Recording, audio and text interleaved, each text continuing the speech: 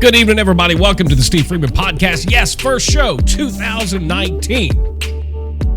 How's everybody doing? Man, I hope you all had a wonderful, wonderful Christmas. Hope you had a happy new year as well. We were talking today about how just it felt like everything went by so fast. You know, it's like we were just setting up all of the Christmas tree, the decorations, and then everything is just past. It's gone. New Year's, it was like it just creeped up on you like a freaking ninja. But we had a nice, relaxing holiday break. I hope you guys did as well. Okay, I have to address the elephant in the room. And that is that we are not in the new studio tonight. We are in the old studio. This is not for a lack of trying. I'm going to throw that out there. I busted my ass all day today.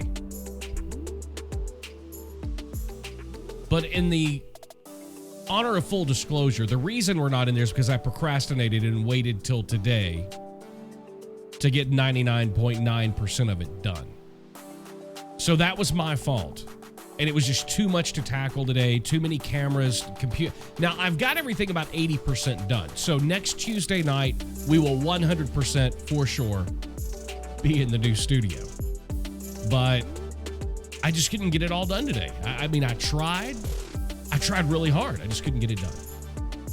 So I apologize for that. I was really wanting to make it the first show of 2019 to be in the new studio. We will be in there next Tuesday for sure. I got it 85% done today. So next week we will for sure have it. Want to try to get to several different things tonight. I feel like I'm a little out of practice because it's been a couple of weeks since we were together. And so it's like getting used to everything again, getting used to all the equipment and the stream and everything else. But that's all right. Welcome to the Steve Freeman Podcast. It's hard to believe it's 2019, but it is.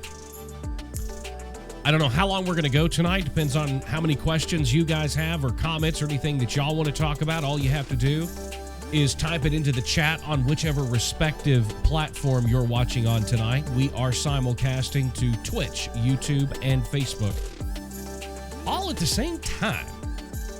So if you got a question, you got a comment, just pop it in the chat, and I will be able to see it. It'll pop up right here, and I can answer your question, and we can kind of go from there. So, yes, it is so good to be back. A lot of big plans for this year.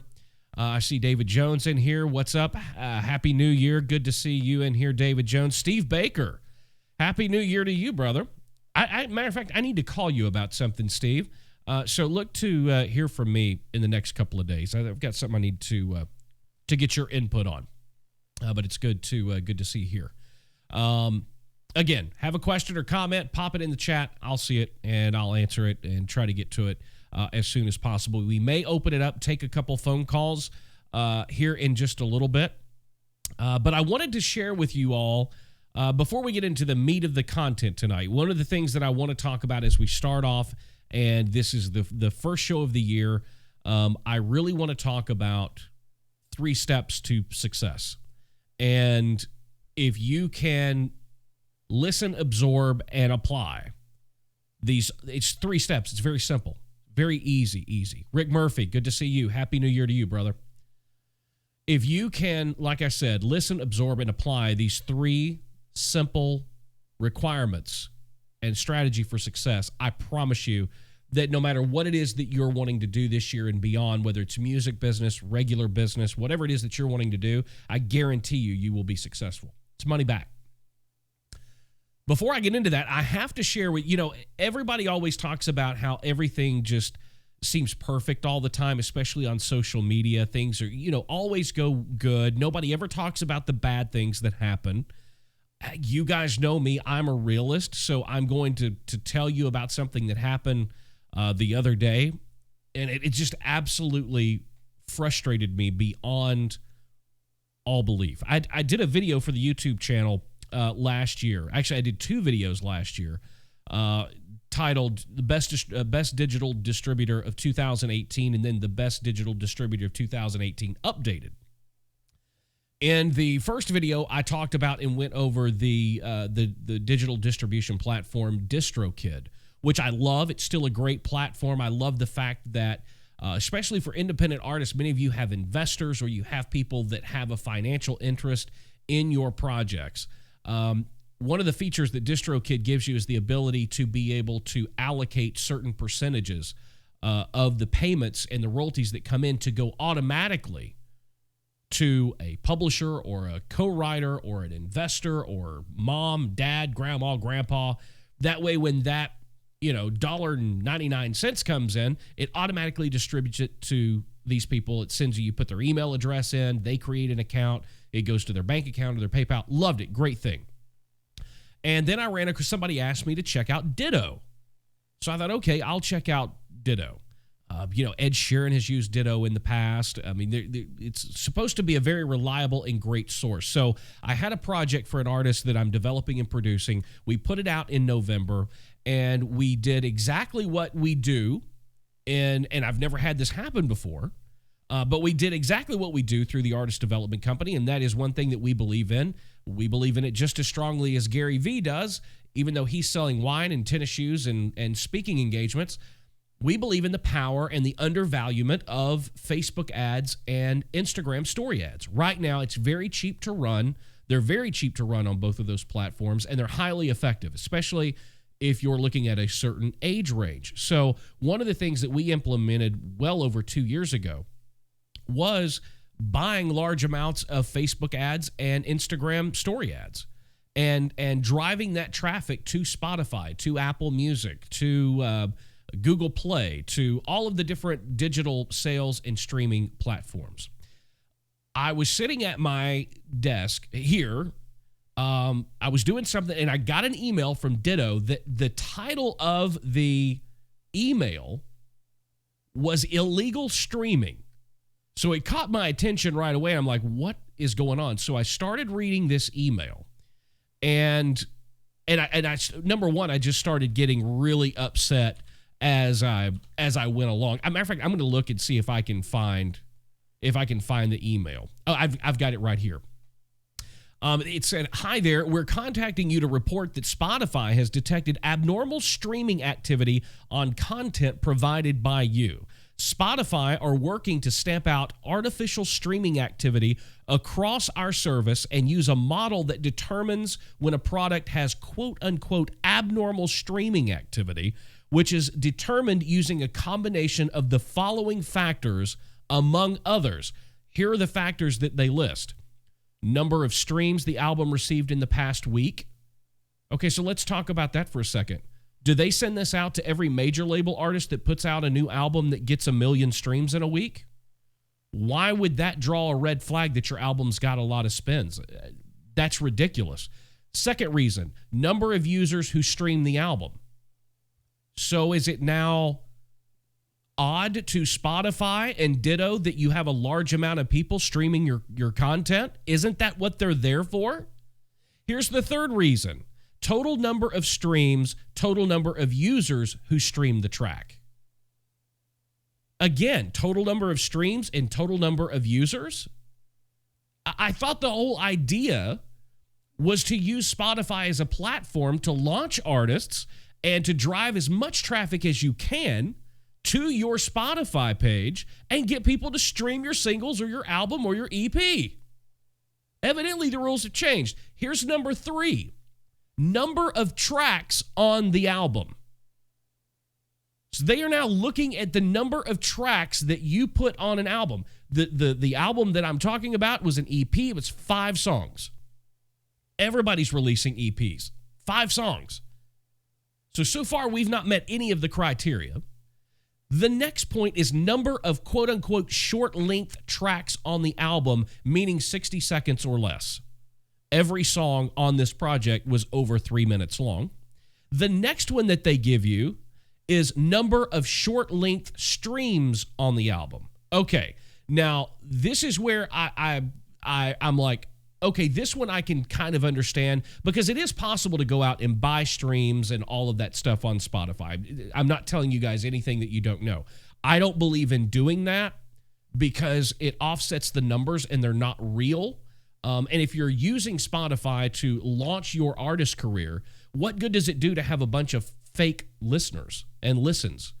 It's just a number. It doesn't help get your name out there. It doesn't help grow your brand. It's ridiculous. And I advise everybody never do that.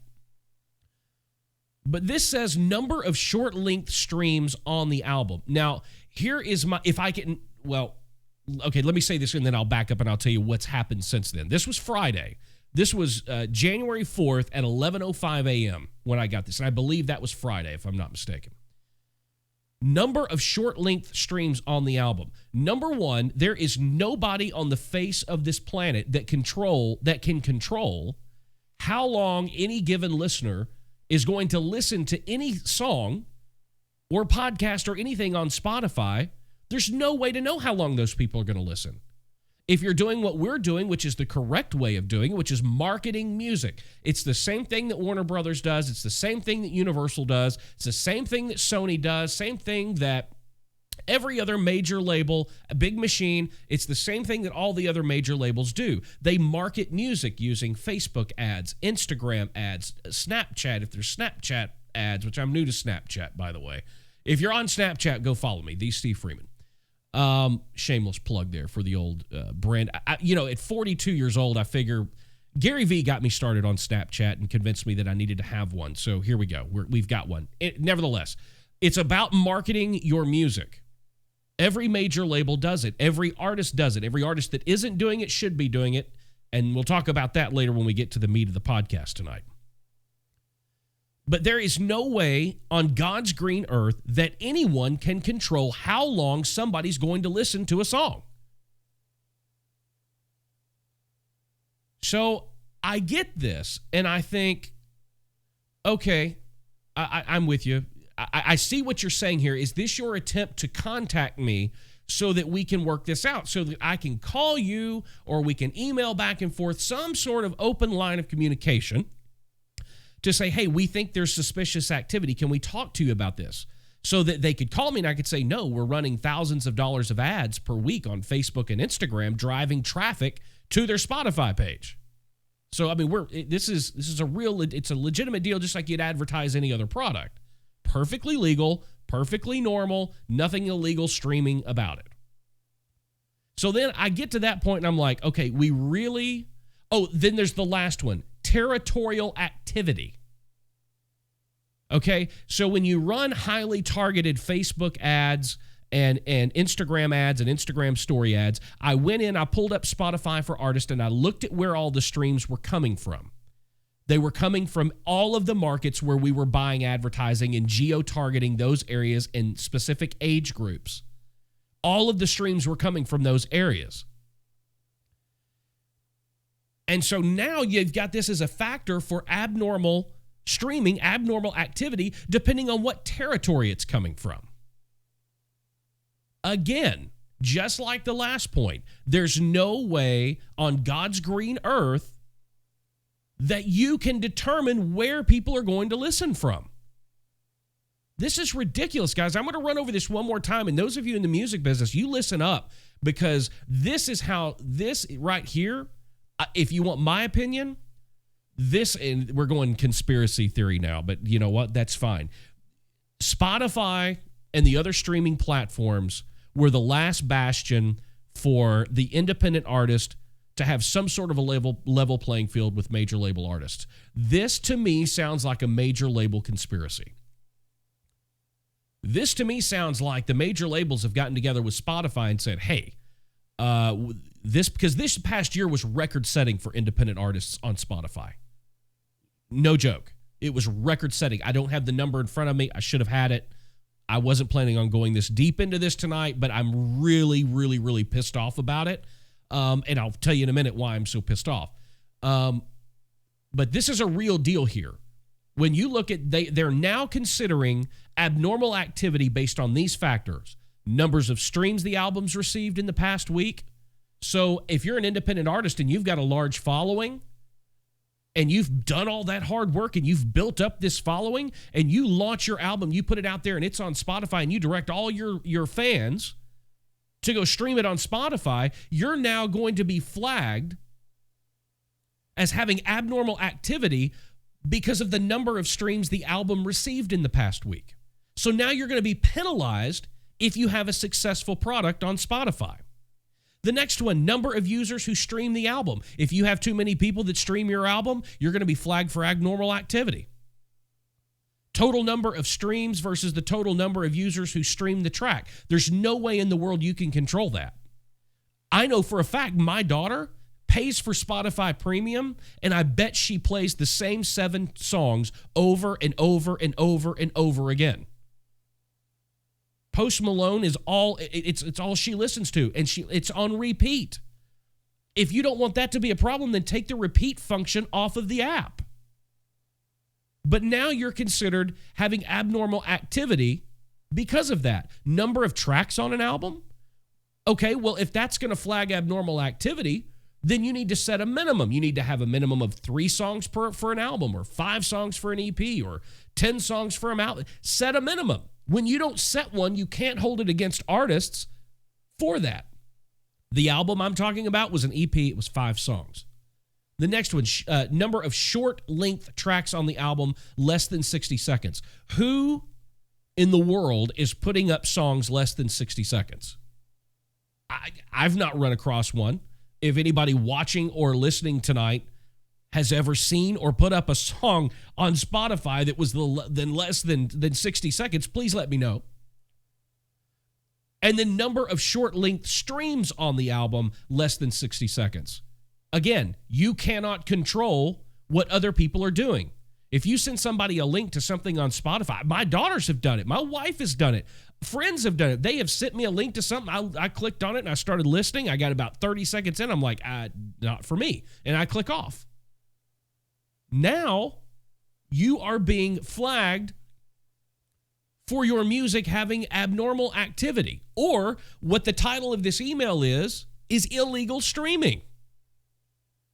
Guys, this is serious business. I know that I'm like getting all worked up, but you haven't even heard the rest of the story yet. Oh, and then the last one, territorial activity. As if you can control where a worldwide service, okay? Now Spotify and Ditto are expecting you to be able to only have people in a certain area listen to your music. It's insane.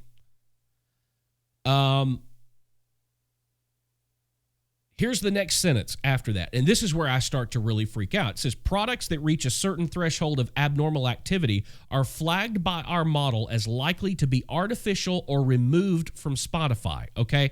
Now, here's the thing. I'm going to read this again because you're not going to believe what happened. Products that reach a certain threshold of abnormal activity are flagged by our model as likely to be artificial and are removed from Spotify. Likely. Okay, here's the next sentence. As per our terms of agreement with Spotify, in order to prevent this kind of behavior, we are no longer allowed to deliver further as a per section 8D of our terms and conditions, your account will be closed and all releases in your account will be removed from stores. I'm going to read it again. Pay attention. As per our terms of agreement with Spotify, in order to prevent this kind of behavior, we are no longer allowed to deliver further. And as per Section 8D of our terms and conditions, your account will be closed and all releases in your account will be removed from stores. Guys, less than 10 minutes after I got this email, every single product for every artist that I was using Ditto for distribution for was pulled off of iTunes, was pulled off of Apple Music, was pulled off of Spotify, was pulled off of Google Play, was pulled from every digital distribution sales and streaming site. Every single one of them. You think that causes a problem? So, number one, I reply to this email immediately. And I said, I just got an email from you guys about quote unquote illegal streaming that I don't understand. There must be some mistake. Please contact me ASAP to correct the mistake. You have locked me out of my, before we get to this point. So once I get the email, I immediately try to log into my Ditto account and it tells me I've got the wrong username or password. And I've got it saved on the computer. Like I log in all the time to check sales numbers and all of that kind of stuff. They have locked me out of my account. So I continue in the email. I say, you have locked me out of my account with even trying to contact me. I have releases that are coming out, and this is causing a huge problem. Please contact me ASAP to sort this out and restore my account. Now, here's the other side of the story. We had a release coming out Friday. They literally put it up at midnight, Thursday night, Friday morning. They put it up at midnight and yanked it down 9 hours later. A brand spanking new release that we were just putting out into the world on Friday. So I'm wrangling all of these different artists going, look, here's what's happening. I don't know what's happening, but we're trying to figure it out. I told you, I got that email at 10:55 in the morning. I responded at 11:05, and nothing all day long. So I go to Twitter, which I don't do well. I'm not on Twitter that much. I've said this before. I'm an Instagram person. So I go on Twitter and I tweeted them, and I said, hey guys, basically same thing I said in my email. There's an issue. This is an emergency. We have a new release today. Can somebody please get with me and tell me what's going on? They tweeted me back immediately, almost like it was an autoresponder.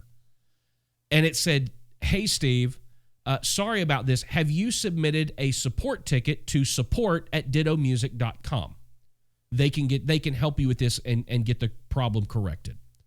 I tweeted right back, yes, I submitted an email and a support ticket 30 minutes ago. And I haven't heard anything. They tweeted back, you should hear something back in 24 hours. My mind, I'm thinking, wait a minute. This is Friday. This is not going to, I'm not going to be able to get this resolved before the weekend. There's just no way. And so I'm like, okay, so I tweet them back. I'm like, look, this is an emergency. Is there nothing we can do to try to get this solved, try to get this figured out, whatever's going on, because this is not right. And basically at 5 minutes after 5 o'clock on Friday, Ditto tweets me back. And let me see if I can pull it out. I'm not even going to paraphrase. Here's what they say. Oh, this was me. I'm going to go down the thread here just because I think it's important. I want you guys to understand what I'm going through. I sent them the initial tweet. Just got an email from you guys. I don't understand. I'm locked out of my label account. Please contact me ASAP. I've submitted a support ticket, but I have a release today. Please contact me ASAP. Ditto tweets me back within minutes. Hey, Steve, have you attempted contacting support@dittomusic.com? They'll be able to help you out with this problem. And I replied, yes, I have, blah, blah, blah, blah, blah. Then January 7th, I tweeted again. Still have not heard anything, and I'm locked out of my account for no reason whatsoever. And then I got a little flex with them.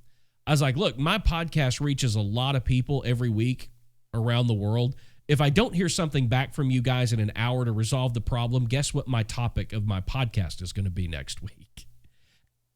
So you can imagine how this is going to proceed because we're talking about it right now.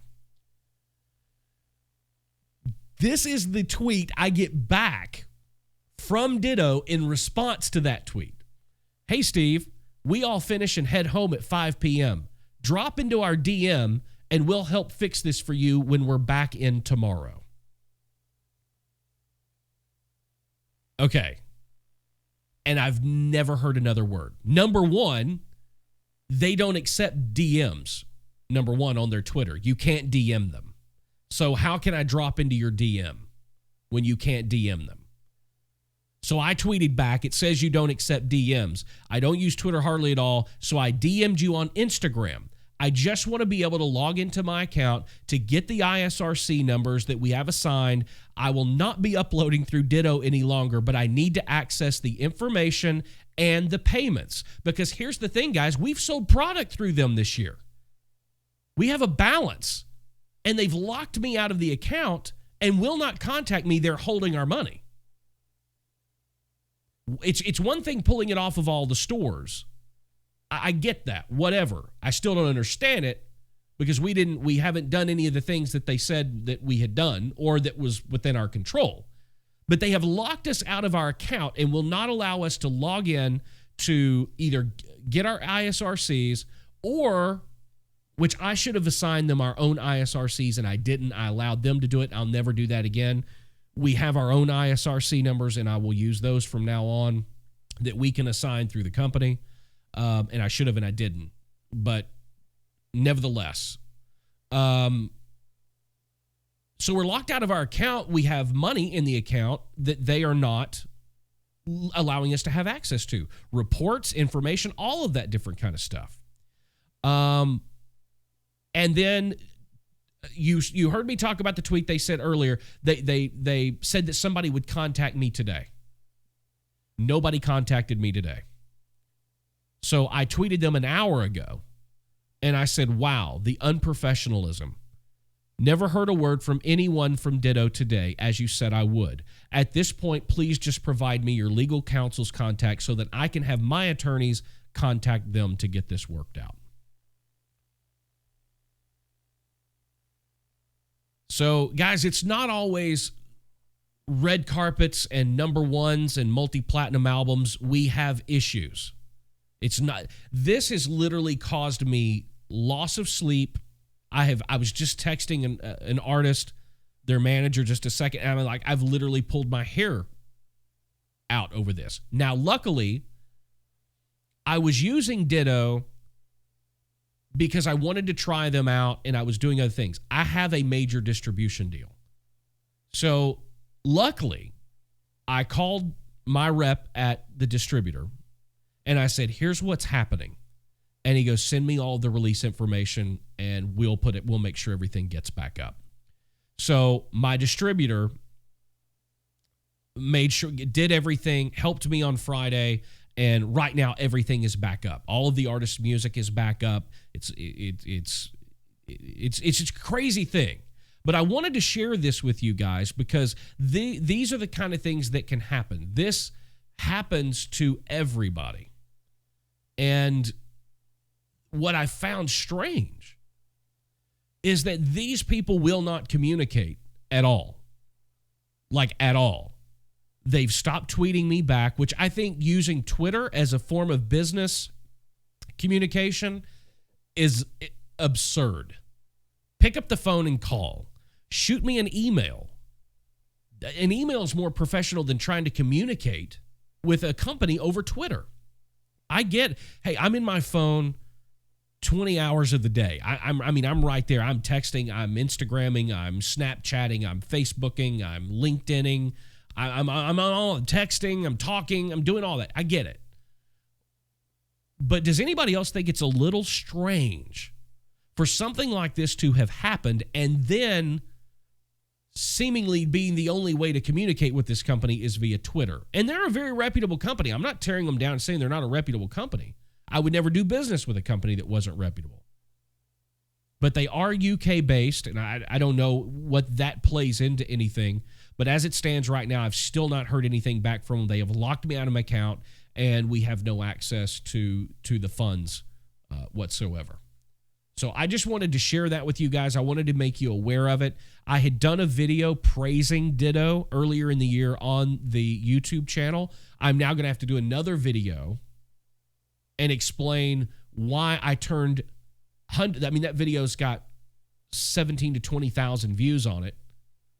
And and you can go look at the comments. A lot of people are like, I'm going to use Ditto this year. Because you're using them, I'm going to use them. Now I got to go back to all those people and say, don't. Halt, catch fire. So I wanted to share that with you guys, and that went hell of a lot longer than I wanted it to. But anyway, I just wanted to share that with you guys because, stuff happens. And it's absolutely insane. I say it for you independent artists, be very careful. Because when you look at that list of reasons that your music could be flagged for abnormal activity, it's borderline insane. I mean, seriously, it is borderline insane. So I wanted you all to be aware of that. Do not, under any circumstance, do business with Ditto Music. Do not do it. I'm kind of in life with friends, and I probably shouldn't be this way, but I am with friends and business relationships and everything. I'm not a 3-strike guy. I'm a 1-strike guy. So 1 strike and you're out, because I don't have time for strikes 2 and 3. So maybe I'm a bad person, but Ditto, the pitch came in, swung, missed, they're out. Please don't do business with Ditto Music. DistroKid is a great distribution platform. I think anything you wanted to do with your releases, you're going to be great with DistroKid. I'm going to be reviewing another one very soon that's owned by Cobalt. I've just had some business dealings with Cobalt that I have to be very careful, because it's like I don't want to just sound like a shill for Cobalt. But they also have a very, very good, solid digital distribution platform with and that gives access for independent artists. And we might talk about that at some other point in the future and do a video on it as well. Okay, I need to open it up here to see if you guys have any comments or any questions. Feel free, drop them in the chat right there, and I will. I'll try to get to them if you guys have any. Just kind of a loose hangout tonight. Just kind of just enjoying, the new year. I will tell you that I've been on this roller coaster ride of being really sick and then getting better and then really sick, and then I don't know where you guys are watching from, but I mean, or listening from, but it's like it was 72 degrees in Nashville today. Absolutely insane. Seriously, 72 degrees. And here we are in January. But if you have a question or you have a comment, feel free to drop it in the comment section. I'm hoping that this is all refreshing and coming through as it's supposed to. For some reason, I'm thinking that it's not. but we'll see. We'll see how that works. One of the things that I want to get into, and I'm not going to try. I'm going to try not to spend a lot of time, but I told you we were going to talk about a 3-step strategy for success in 2019. And I don't know if you guys, if you want to apply this to music business, or if you're growing your business, or you're starting a business like me. I'm launching this esports organization this year, and I'm absorbing my own preaching. I'm preaching to the choir of which I am a member, and I'm actually applying these steps in this strategy in starting this esports organization. And I've tried to use these because I've found it's what I preach when we take on an artist development client. This is kind of the strategy that we follow, and it's very simple and it's very broad. I'm going to have some more in-depth information coming very soon as a part of the new The Business of Music presentation. I'm going to be speaking all over the United States this year and talking about the business of music. But that is all centered around these 3 things. And you've probably heard me talk about them before if you've watched videos on my channel, or you know me personally. You've heard me say this time and time again, but I want to touch on it really quickly because it is something that I'm going to go in very deep on the channel this year and throughout the podcast. But here's the 3 things: persistence, consistency, and a willingness to sacrifice. What really surprises me is that with all of the songwriters that I work with and all of the artists that I work with and all of the business people that we work with, I am always shocked and surprised at just how many people don't understand the definition or the meaning of consistency, persistence. And most people certainly don't understand the true definition of what it means to sacrifice, especially in the music business. We'll get to that one in a second. But I want to talk about persistence first. I see so many people come to Nashville or want to get in the music business or go to LA, and they give up after a short period of time. Now, this is usually for several different reasons. The one that I see most often is they have come from a bubble. You know, they come from their hometown or where it is they're from, and they've been surrounded with people for their entire lives that have told them how special they are and how good they are. And it's not that they're probably not special, although, I mean, I run into maybe 1 out of every 50 people that I truly think is special. We're not all special, folks. I mean, that's one thing as an artist or a business person. You need to sit down, you need to think, am I doing what matches up with my talent? Do I need to do this because it's ingrained in me and I've got to do it, or do I want to do it? Want and need, two very different things. But I find that most of these people come from a bubble and they've been told that they're great and they're fabulous, and they've surrounded themselves with people who do a lot of patting on the back. So when they get into the real world and they get to Nashville and they run across somebody that says, your songs aren't that great. Your producing skills aren't that great. You don't have that great of a personality. Your stage presence isn't very good. For businesses and brands, your logo sucks. Your product is not that great. Your marketing strategy is completely wrong. They don't understand it. And a lot of times they fall off with the persistence because they all of a sudden get confronted with the real world and they do not know how to absorb corrective criticism. Most people don't take corrective criticism very well at all. I don't take it very well at all.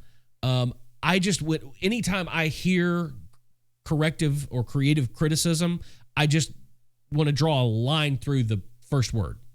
At the end of the day, it's just criticism. And people don't take criticism very well. I don't take it very well. Matter of fact, I don't take criticism at all because I don't give a damn what you think. But not trying to be an asshole, but I don't need anybody. I don't, you know what I'm saying? I'm talking about people that come to me for help. You have got to be willing to, even if you don't want to call it criticism, you want to give it another name, advice, tips, tricks, whatever it is, so that you don't have that negative connotation in your head about criticism. In order to be persistent, you've got to keep going. That is the definition of the word. When most of these people start hearing things that doesn't jive with what they've heard all their life, they get frustrated and they stop being persistent. Or, which goes along with consistency as well, they don't listen to people who know what they're talking about, and they persist in their wrong ways. And they persist on going down the wrong road, regardless of what other people say. So one of the key fundamental points of success is and always will be persistent. You have to keep going. You have to be flexible. You have to be moldable. But you have to be persistent. You cannot stop. If you stop, you are dead. You know, there's the old saying, what is it? 1 step forward and 2 steps back. If you stop being persistent, you stop moving forward altogether, and then you're taking 1,000 steps back. So I tell a lot of new artists a lot of times, even though this is not my philosophy, even if you're moving in the wrong direction, keep moving. Because the time that it's going to take you to stop, turn around, and realize that you've come the wrong way, you've done what? You've stopped being persistent. If you realize you've gotten off at the wrong exit, don't turn around and go back up the on-ramp. You're just repeating the same mistake. Find an alternate route. Make your own path and get back on the right road. But don't stop. You cannot stop. Persistence is key. Consistency is the second thing. And I see so many problems with so many business owners and so many artists, so many songwriters, producers, engineers with consistency because they have a misunderstanding of the word. When people come to me or I observe quietly other people, and I see this on social media all the time. I see it on Facebook. I laugh to myself. I see it on Facebook. I see it on Instagram. I see it all these other places where all these artists are doing the same thing over and over and over and over and over again. Okay? They're being persistent. That's great. That's wonderful. You're being persistent. And you're being consistent. But guys, here's the problem with consistency. If you continue to do the wrong thing over and over and over and over again, you're never going to move forward. Consistency is important, but it's not finding the way that you think it should be and then just beating that dead horse constantly. I see artists on Facebook and on social media doing the same thing today that they were doing a year ago, and then in private want to know why they're not moving forward. And the answer to that is very simple. Yes, you're being consistent, but you're being consistently wrong. What you're doing and being consistent in is obviously not working for you. You have to find what works.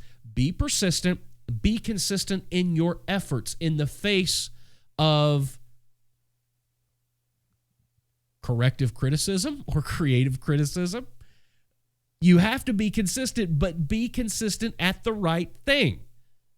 Well, I've said it before. It's like the definition of insanity is doing the same thing over and over and over again and expecting a different result. Facebook Live and doing covers works for some artists. It doesn't work for all artists. So I see these artists on here doing covers on Facebook and putting them up on YouTube, and they get 30 views and 50 views. And then they ask me, this person over here has 3 million views on their cover. I don't know. Maybe they like that person better than they like you. Maybe that person's more talented than you are.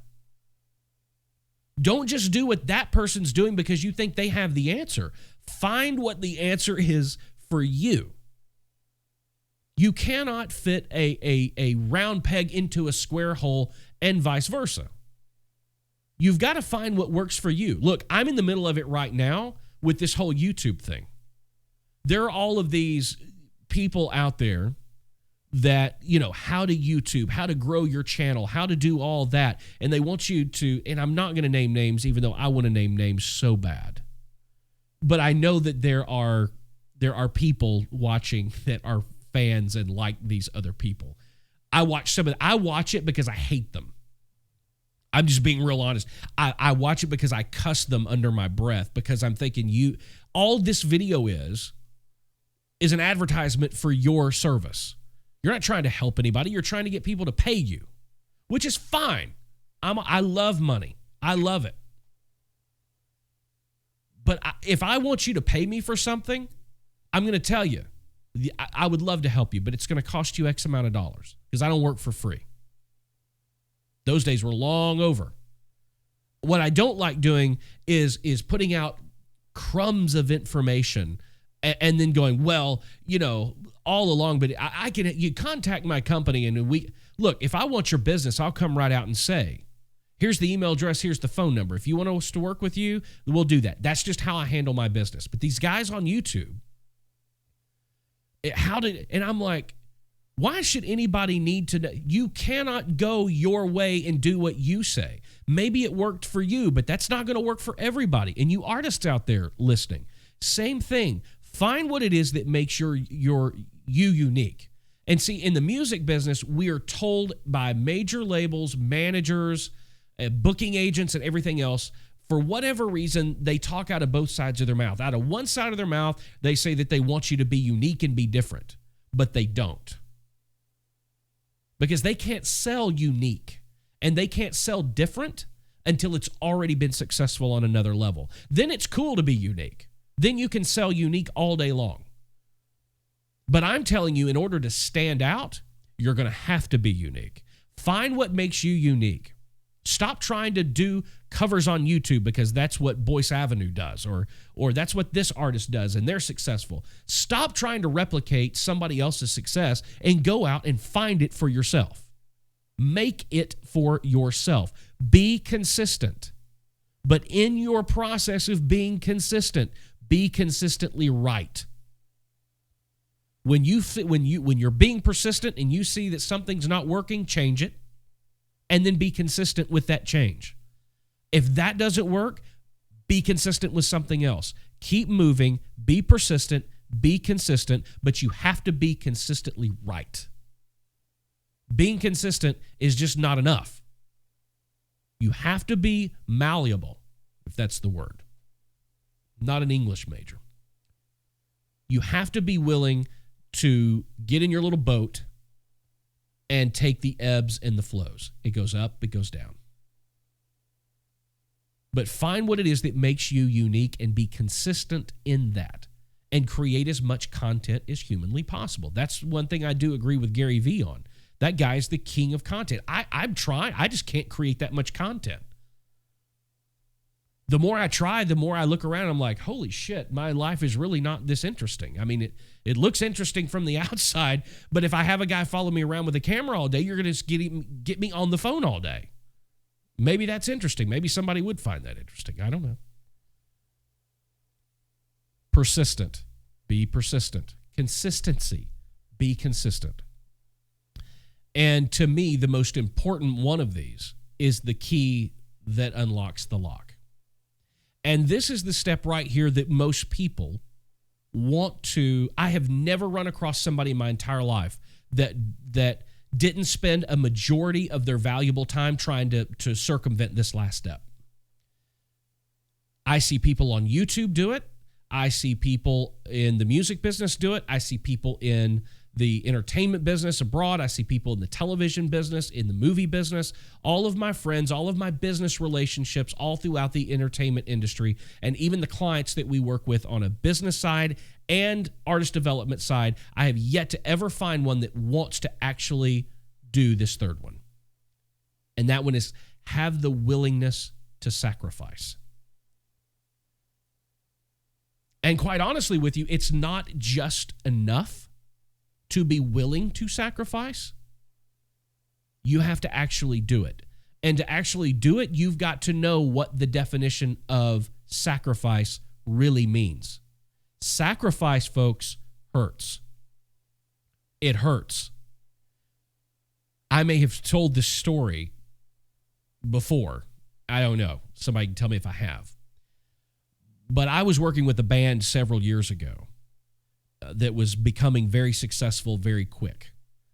But I was still slow rolling things. I believe in a slow and organic approach to artist development and building an artist out and building their career, because I don't believe in perception, right?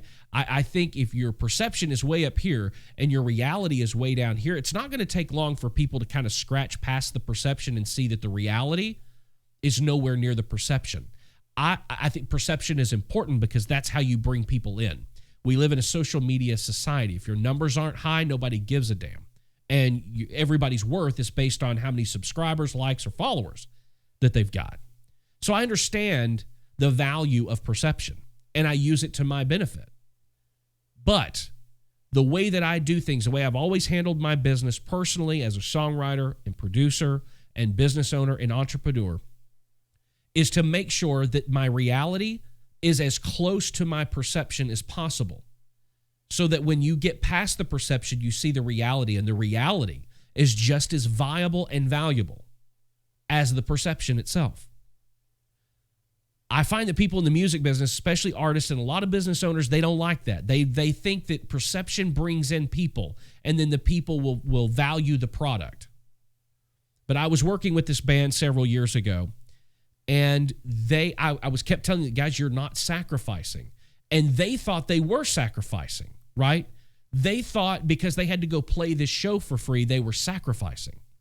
Or because we bought them a brand new Ford E350 van to travel the country and on radio tour, instead of buying them a 42-foot Prevost, they thought that was a sacrifice.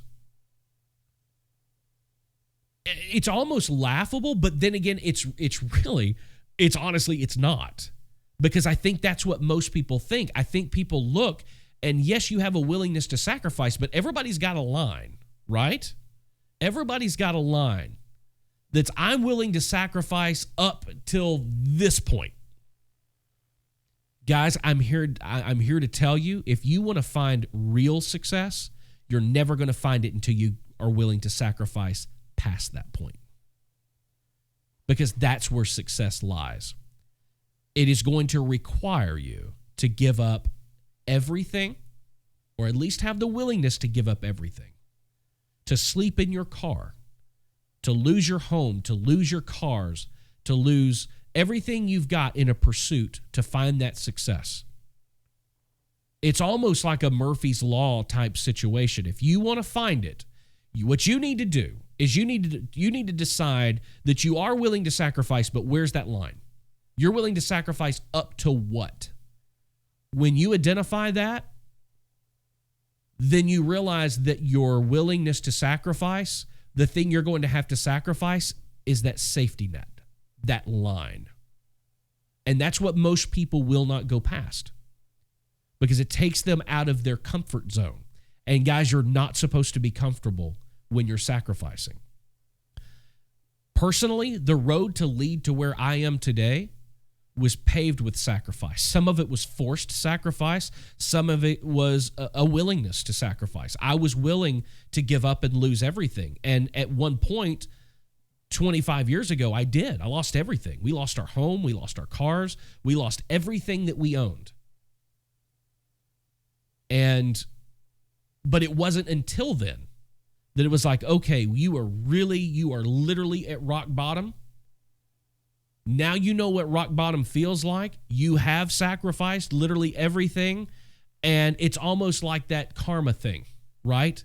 Okay, you can call it a God thing. I'm a spiritual person. I'm a Christian, so I relate it to God. You know, and those of us that are, we've been told, lay everything at God's feet, be willing to give it up. You know, what's the saying? Let go and let God.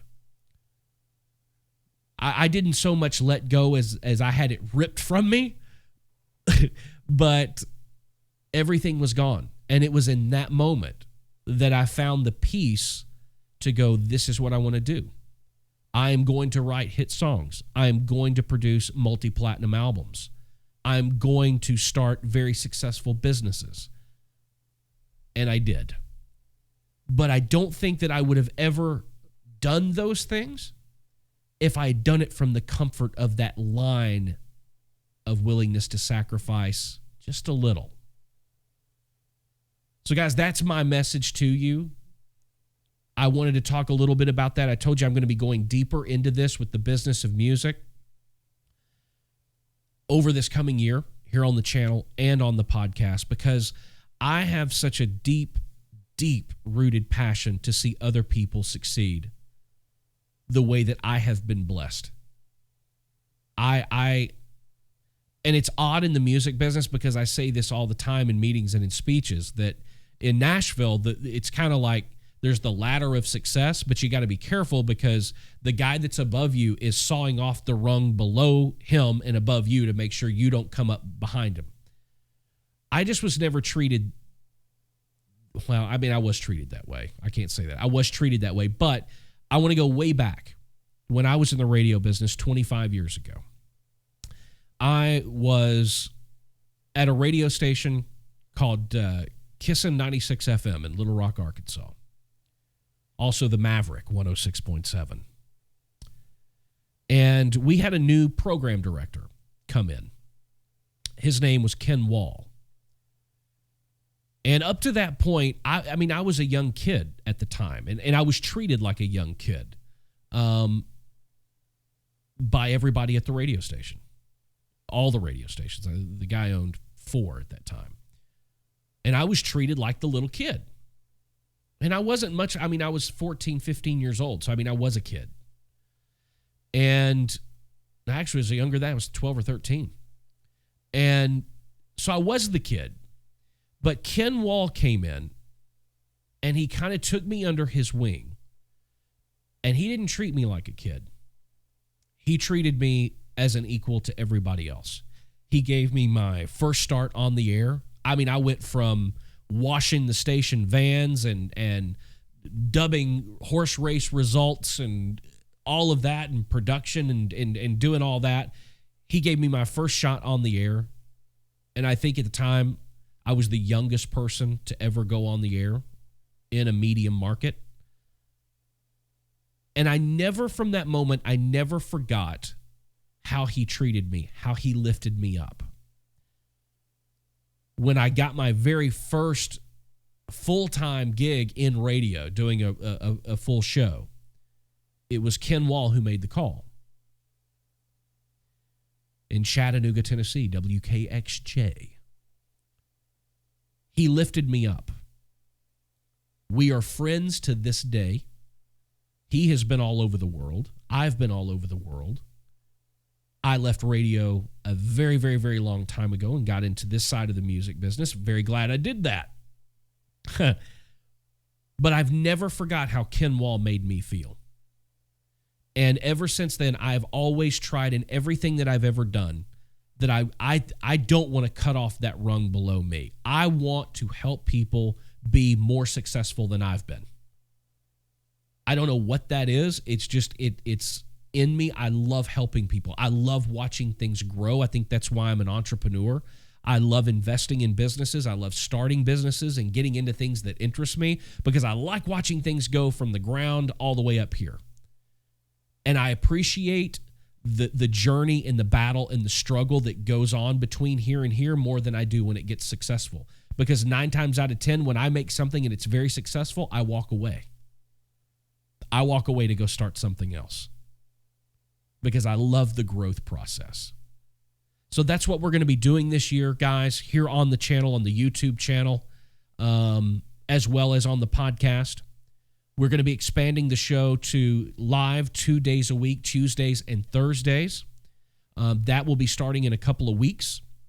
If you can't catch us live on Tuesdays and Thursdays on YouTube, Twitch, and Facebook, you can always catch up with the Steve Freeman podcast on Spotify and Apple Podcast, iTunes. We upload the episodes on Wednesday every week. So now we'll be live Tuesday and Thursday. And there will be the podcast available in audio form on Apple Podcast and Spotify on Wednesday and Friday. And I'm also going to a stricter content creation schedule, and we're going to be uploading more and more and more videos to the YouTube channel and going to try to do that a couple times a week. And also fit in the new esports organization and Twitch and streaming on Twitch, because I have to be honest with you guys, as a 42-year-old man, I have been completely smitten and taken back with streaming and gaming and playing Fortnite and Call of Duty and streaming it. And it bit me really hard. Matter of fact, it bit me like the music business bit me 30 years ago. And so I'm like all in on this stuff. So we're putting the team together. It's called Gaijin Esports. Many of you may have seen me post some things on social media about that. If you're wondering what's going on, that's what we're doing. We're starting an esports organization. We're going to have tournament teams. We're going to have professional streamers, full-time streamers, a complete merch line that I'm going over and working on right now and approving most of it. Should have some of it in next week, and we're going to be launching that in spring of this year. And my goal is to get with some other business people here around Nashville, and I want to throw a big Fortnite and Call of Duty tournament to launch Gaijin in a big way here in Nashville. So that's a couple things that I'm working on. I see you guys are typing in some messages. Let me try to get to some of these questions as fast as I can. Thank you guys so much for tuning in.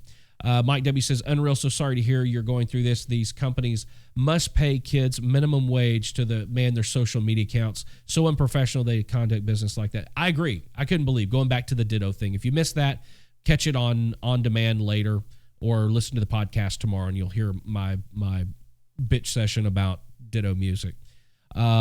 Melanie Sherwood says, thank you, Steve. Your guidance is much appreciated. I'm assuming that's what that little, what looks like a gumdrop with a smiley face. I appreciate that. Thank you, Melanie. Thank you for tuning in.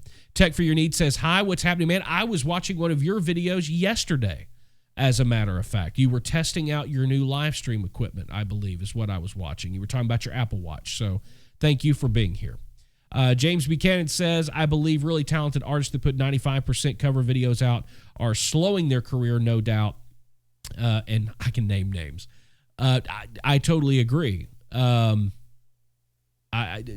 Look, the cover video thing works. It helps get attention. But for those of you artists that are out there watching that you're wanting to grow your career, look, doing cover videos is great, but here's a little piece of advice I'm going to give you, and this one's free. I don't do stuff free very often, but damn it, I'm going to do it. Look, popular artist, right? Don't go cover the song that everybody else has already covered. Pull up the Billboard chart. Look at the songs on the Billboard chart. Don't look in the top 10. Don't look in the top 20. Go down to about number 70 and see what's on the way up and do your cover video of that so that when that song that's at number 70 this week is at number 5 in 6 weeks, 8 weeks, or 12 weeks, you're going to be the first one they find. How valuable is that little nugget right there? That deserves a super chat right there. That little, I'm giving stuff out for free. I can't believe it. One more time. Don't pick the songs that are hot right now that are in the top 5, top 10, top 20. Go down the chart, find the ones that are on their way up. Do your cover video of that so that when it is a big hit and it is in the top 5, you've got the first one done and more people will find you, which is what the goal of doing a cover song is all about. It's trying to get eyeballs. There you go. Free tip. Don't say I never did nothing for you. Let's see. Becca King says, straighten your priorities to be like an old person. Pretty much you need proof, statistics, percentages, science, reality of your life. How long will this last? It's the truth. It's going to last forever. I can tell you that. It's amazing to me where we are from a social media technology perspective. It's unreal. My daughter just did the 23andMe thing. Isn't that what it's called? Technology is, you remember when DNA testing was like only done for court cases because it was not available to the public. And now anybody can run down to the grocery store and pick up a 23andMe and find out everything about yourself that you ever wanted to know. It's amazing. It's awesome on one hand, and it's very kind of scary on the other, to be real honest with you. Let's see. Let's see. I'm not sure I followed that question. Life will be the last. Love you, Mama Sue. So our question is, what if our lives were all sacrifice? You know what? I know that it can feel that way. Believe me. And there's a lot that... Let me be really clear about something, because I think that's an awesome question. That is a great, great, great question, Becca. In order to not stay in the sacrifice zone, remember you've got to have all three of these things working simultaneously. Okay, think of them as cogs in a wheel: persistence, consistency, and a willingness to sacrifice. If you're not having all three of those working together at the same time, you will stay in a sacrifice situation, in a sacrifice state of mind. That I know for sure. You pull one cog out of that wheel and it's not going to work. You have to have it going all of the time. That's why in the music business, you see so many people fail. I mean, 1 out of a million makes it. And I mean makes it by making it what we all mainstream call making it, right? 1 in a million. The reason of that is that very rarely do you find an artist that has everything, that has the talent, that has the financial resources to get their name out there, that has the willingness to sacrifice, that is willing to be persistent, that is willing to be consistent. They've all got one or two things. They've got all the talent in the world and no money, or they're willing to sacrifice but they can't be consistent, or they're willing to be persistent but they can't make themselves available because they've got a day job, which leads to I'm not willing to sacrifice. And guys, I'm not belittling sacrifice at all. Sacrifice is hard. I'm just saying it's required.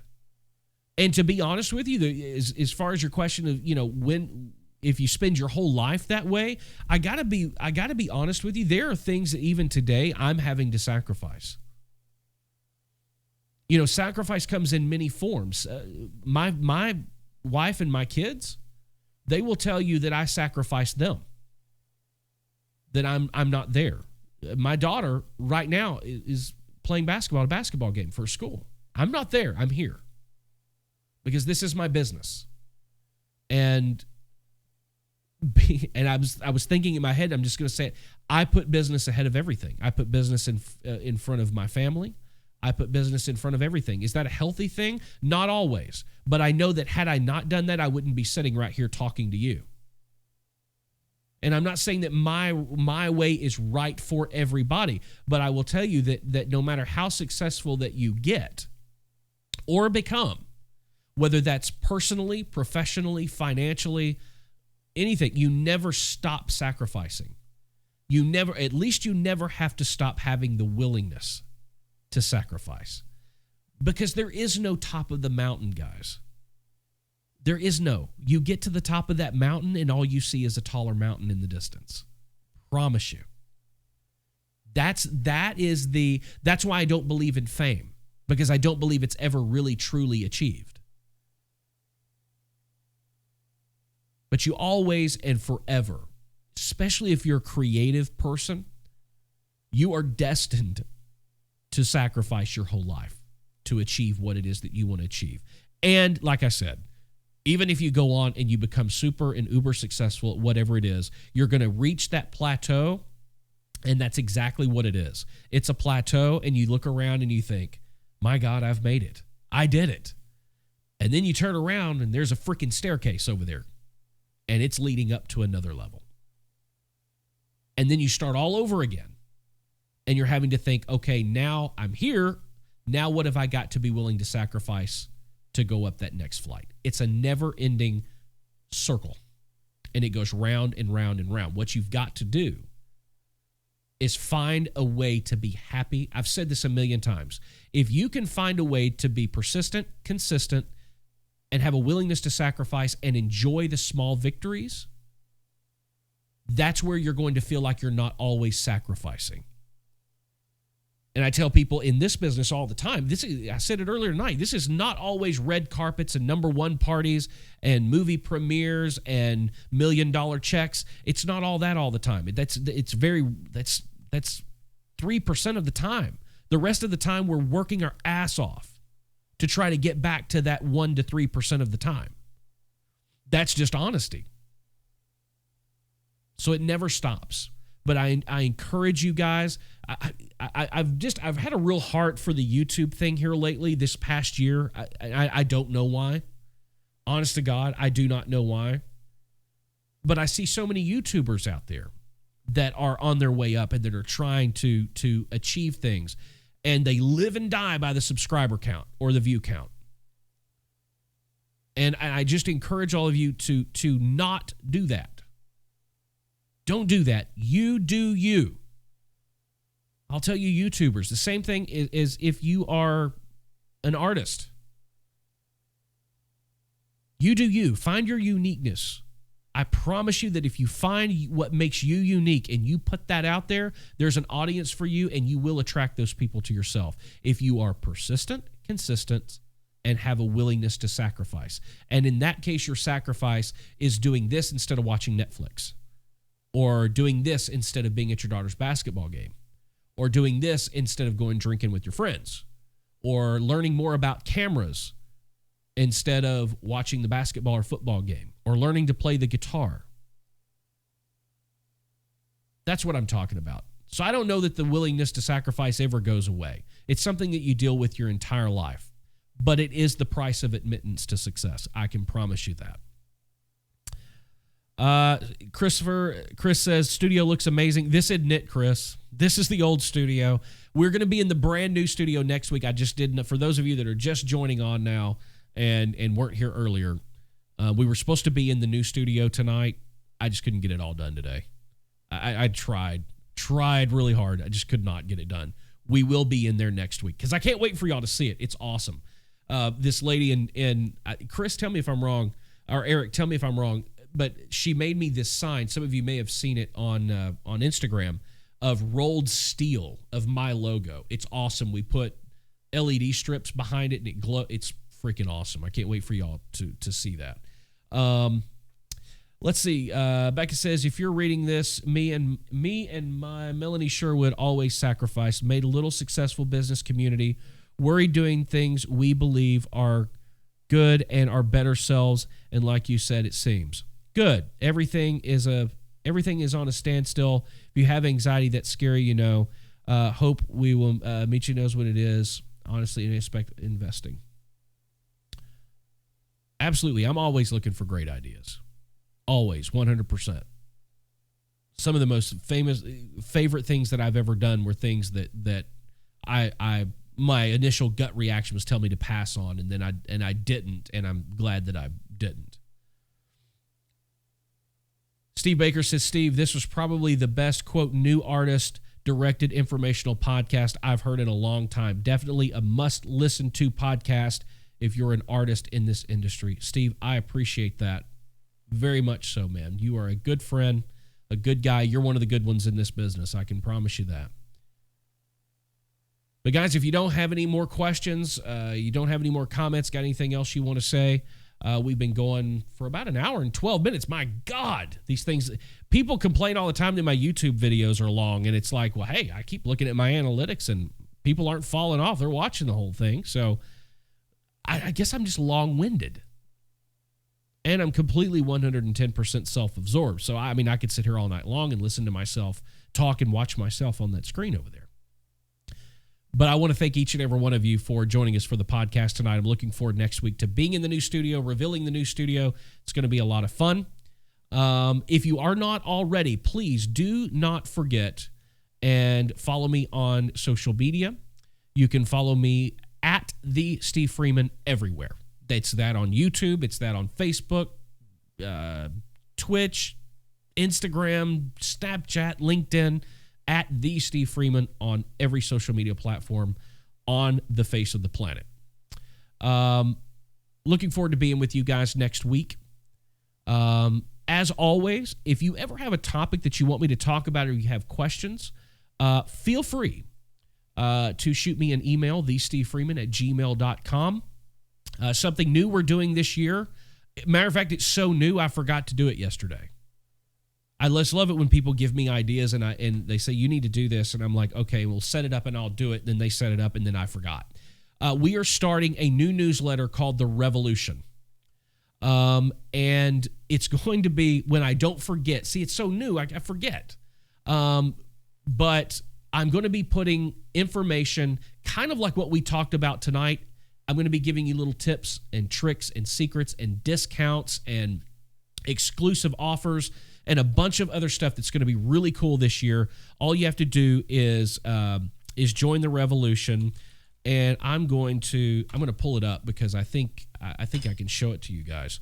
But all you have to do is head over to my website, thestevefreeman.com, and you can scroll down middle of the page. And it says right there, join the revolution. I keep knocking that over. Maybe I'll stop doing this before long. But you can check it out right there. There's our little Steve Freeman podcast. That's what you're doing right now. If you were lost, didn't know where you are, who you are, that's where you're at right now. You can join the revolution right there. All you have to do is enter your email address, your name, your email address, and you will start getting it every Monday from me every Monday morning.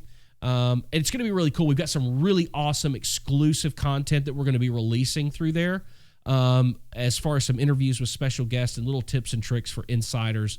And we're going to be launching some product later this year that, it's like I told you earlier, I'm going to want you to buy it. I'm going to expect you to buy it. I'm not going to heel and toe around it or skirt around the bush. I'm not like that. I'm not like these how-to YouTubers. We're not going to do that. I'm just going to come right out and tell you. It's going to be for sale, and I'm going to push the shit out of it. It's the way it's going to happen. But go put your name in, put your email address in, and join up. It's going to be a lot of fun, a lot of content, a lot of information, a lot of exclusive stuff. You can see there. I'm going to read it. The Revolution is new for 2019.